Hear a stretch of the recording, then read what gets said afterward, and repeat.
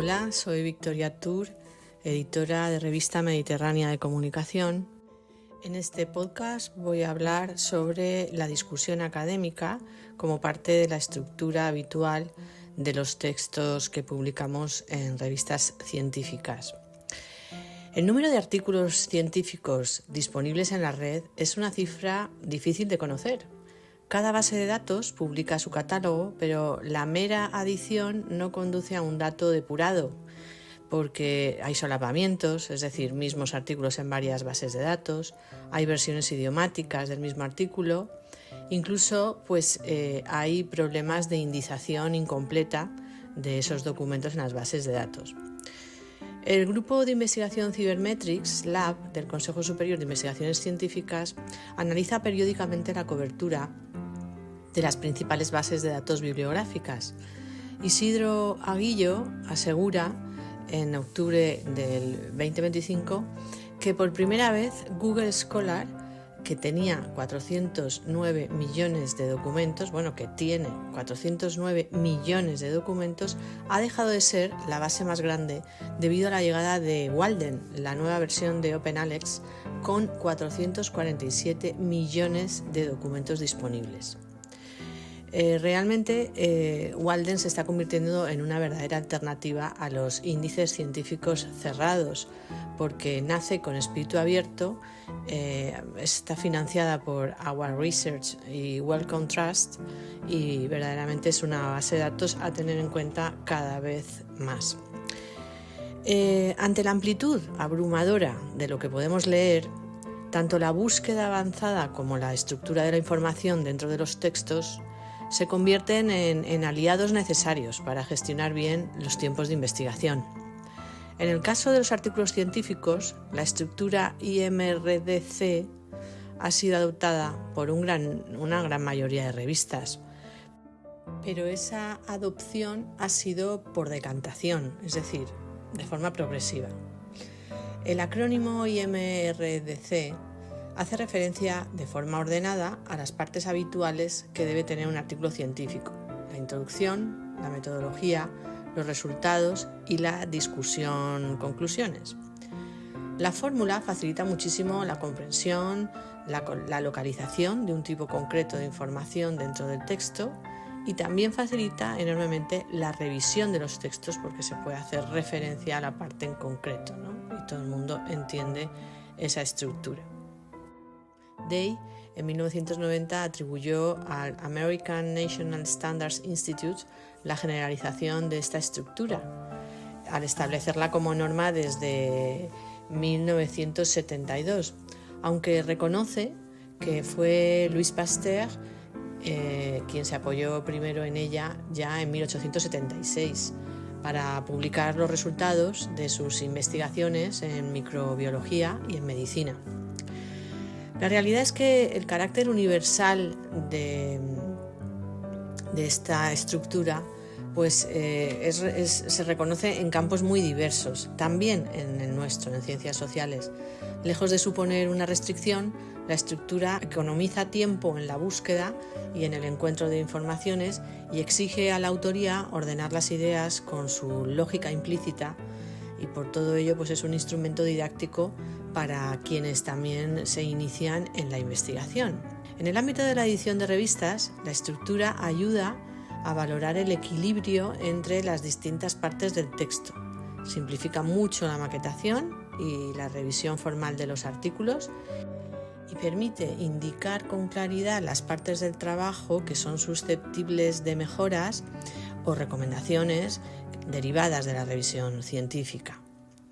Vamos a detenernos brevemente en cada una de estas partes de la estructura. La introducción hace las funciones de marco teórico, de contexto teórico. Conviene señalar que en otros trabajos académicos como las tesinas o los trabajos de fin de grado, los trabajos de fin de máster o las tesis doctorales, la introducción contiene otros elementos distintos al caso del artículo científico. ¿Por qué? Pues porque viene sucedida habitualmente por un apartado concreto denominado estado de la cuestión o marco teórico. Entonces, en estos casos, la introducción contiene las motivaciones personales sobre el tema, introduce los conceptos involucrados, la relevancia, la aplicabilidad y posible repercusión del tema, evalúa las potenciales dificultades del estudio, anticipa la estructura de trabajo y plantea el problema con un objetivo general. Sin embargo, en el caso de los artículos científicos, por la exigencia de la debida síntesis y concisión, porque todas las revistas suelen tener una extensión máxima, no existe marco teórico como tal, y entonces es la introducción la que expone la importancia del tema, los antecedentes, los estudios previos y sus hallazgos significativos, las teorías existentes o la corriente elegida como abordaje, y además también este apartado suele definir los conceptos involucrados en el objeto de estudio. Una vez hecho, se formulan preguntas de investigación o hipótesis al hilo del conocimiento relatado, que atienden lagunas de conocimiento emergentes o nuevas vías de trabajo inexploradas suficientemente hasta el momento.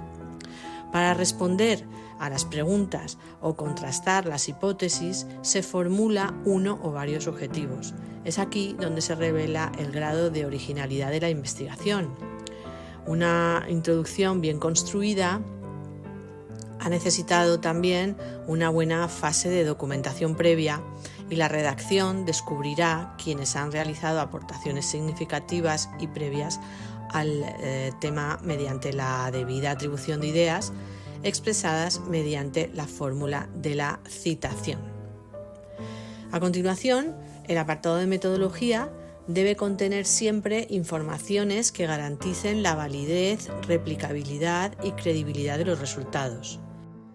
Aquí en la metodología es muy importante el orden de los elementos para conseguir el mayor grado de claridad y entendimiento. Este apartado permite valorar el rigor de la investigación, su envergadura y alcance, y también la secuencia de tareas realizadas. Los elementos idóneos deben mencionar el enfoque y diseño de la investigación, el tamaño de la población y de la muestra, las técnicas e instrumentos de recolección de datos que se han utilizado, el detalle del procedimiento de recolección, las técnicas de análisis de datos utilizadas y las consideraciones éticas que sean pertinentes. Las limitaciones pueden incluirse aquí o en las conclusiones. De cualquier modo, su presencia siempre aporta un valor innegable. Reflexionar sobre las limitaciones de la investigación siempre es muy revelador. El siguiente apartado es el de resultados. Aquí se presentan los hallazgos del estudio de forma objetiva, clara y ordenada, sin interpretar, porque es la discusión o las conclusiones el espacio donde se espera esa interpretación. Una buena forma de exponer los resultados es organizar los resultados por las preguntas de investigación o las hipótesis planteadas y hacerlo en el mismo orden que fueron formuladas anteriormente en el texto. También se puede ir abordando una a una las categorías o variables de análisis trabajadas, y es otra manera de ordenarlo bien.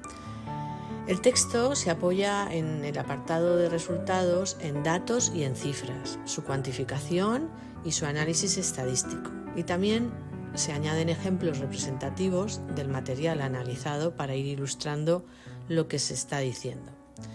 Es frecuente que el tipo de información de esta parte se presente en tablas, figuras o gráficos para facilitar la comprensión, pero estos elementos ilustrativos deben sustituir al texto, complementarlo, no duplicarlo, no decir lo mismo que dice el texto, porque entonces son prescindibles esas tablas y esos gráficos. En este apartado, por lo tanto, en resultados se exponen los hechos o los patrones sin explicarlos o valorarlos, con esa asepsia científica que debe caracterizar los textos científicos puros. A continuación, está el famoso apartado de discusión, que genera muchas dudas. Es el espacio donde contrastamos los hallazgos propios con los mencionados en la introducción. Se trata de establecer un diálogo forzado entre las aportaciones previas y las nuevas contenidas en el artículo. La autoría convence al lector sobre la solidez y coherencia del texto en este punto. De alguna manera llegamos a buen puerto, ¿no? Con una discusión fuerte y rigurosa. En la discusión se interpretan y se explican los resultados a la luz de la literatura previa y se comparan coincidencias, discrepancias y aportes nuevos. También se analizan las fortalezas, debilidades y posibles explicaciones alternativas, las limitaciones del estudio, si no se han hecho antes, y con generosidad se apuntan futuras líneas de investigación donde podría seguir avanzando el tema de estudio. Personalmente, encuentro un gran atractivo en este espacio, que no siempre está bien tratado por la autoría y en ocasiones se disipa en las conclusiones o simplemente no se atiende esta discusión. Por eso he dedicado este podcast en concreto a este apartado de discusión. Y un buen texto siempre acaba con unas conclusiones que a veces comparten epígrafe con la discusión, pero debe de ser una información adicional y concreta y distinta a la discusión. Las conclusiones son un resumen sintético y final que condensa lo que se demostró, lo que se aprendió y el tipo de aportación, si ha sido metodológica, teórica o práctica. Explica cómo se cumplió el objetivo consignado en la introducción y responde a las preguntas o hipótesis brevemente. Es positivo finalizar con recomendaciones o con orientaciones que se puedan desprender del texto, no que sean adicionales o no tengan ninguna conexión con lo estudiado. En fin, reflexionar sobre lo que hacemos y por qué lo hacemos pues permite recordar el sentido de nuestras prácticas, enfocadas siempre a compartir con otros la investigación. Las rutinas, a veces tan manidas, desdibujan las razones en las que descansan las prácticas. Muchas gracias.